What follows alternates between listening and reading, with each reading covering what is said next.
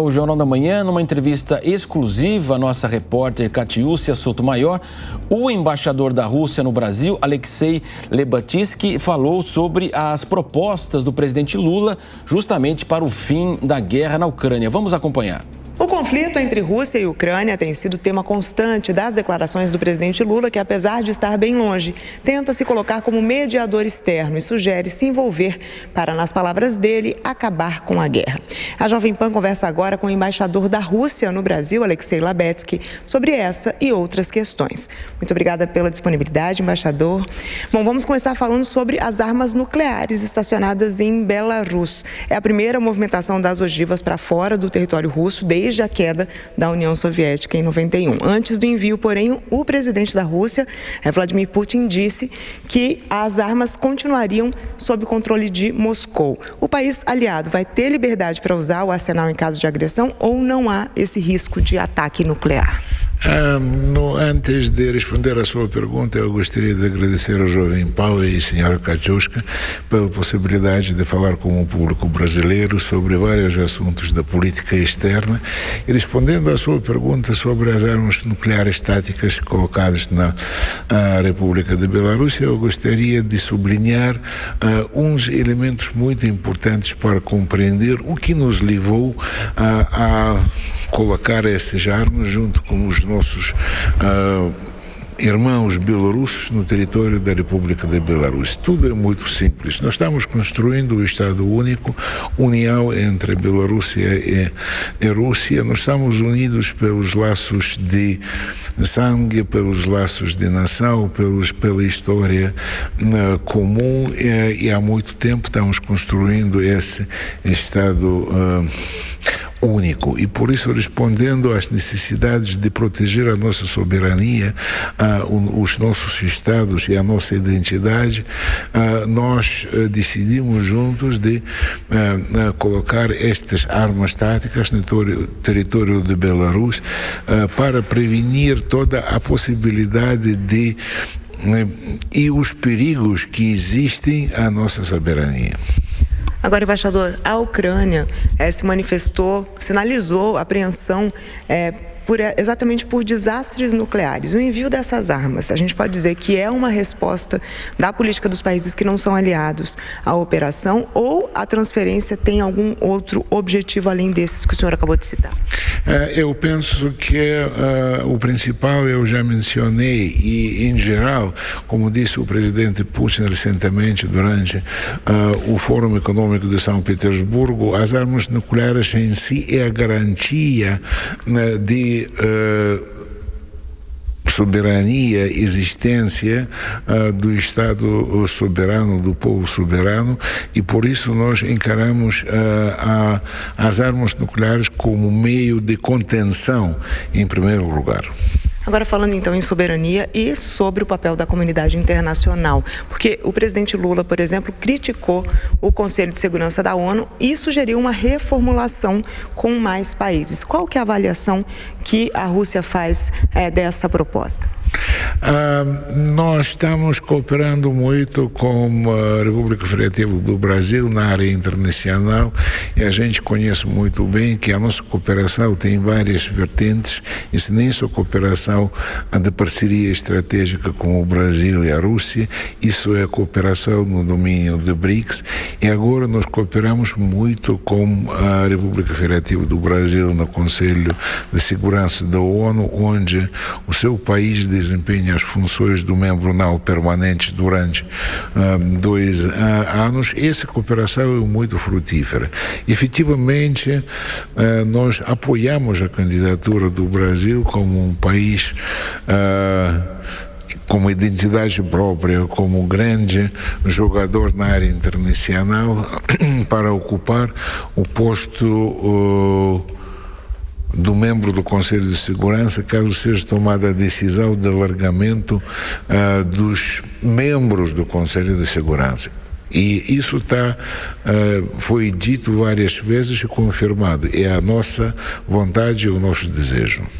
Agora, embaixador, em relação, por exemplo, à fala do presidente Lula, a proposta de mediar o que ele chama de Clube da Paz com a participação de outros países que seriam neutros.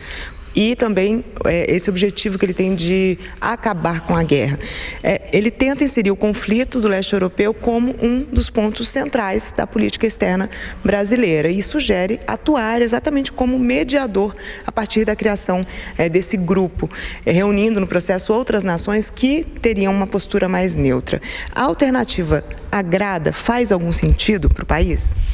Efetivamente, nós altamente apreciamos a política soberana da República Federativa do Brasil, do seu presidente, e nós estudamos com muita atenção todas as propostas que visam acabar com a situação atual e, em primeiro lugar, nós compreendemos muito bem que o Brasil também compreende que o tempo do mundo unipolar terminou e a nossa civilização está andando para multipolaridade e um dos polos de influência, de desenvolvimento atual é efetivamente a América Latina, onde o Brasil ocupa um lugar privilegiado.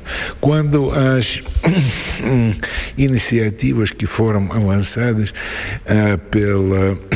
pelo Brasil e pelo presidente Lula sobre a regularização da crise em volta da Ucrânia, nós estudamos isso também com muita atenção e toda a gente sabe que enviado especial do Brasil, o antigo chanceler Celso Amorim, visitou Moscou, onde se encontrou com o presidente Putin e altos funcionários do nosso governo, discutindo a situação e discutindo os possíveis passos que podem ser tomados. Isso efetivamente é muito importante no mundo, como eu já disse, multipolar. Infelizmente, a outra parte não demonstra prontidão para a solução negociada e fala só das ações militares, o que nós estamos agora a ver no campo. Agora, uma das coisas que o presidente Lula também tem dito, uma das falas mais recentes dele foi exatamente que na cabeça dele a primeira coisa é parar a guerra. E segundo ele, quando o ser humano quer, está disposto, ele faz. Como que o senhor analisa esse tipo de declaração, tendo em vista exatamente essa relação tão próxima comercial e cultural entre Brasil e Rússia?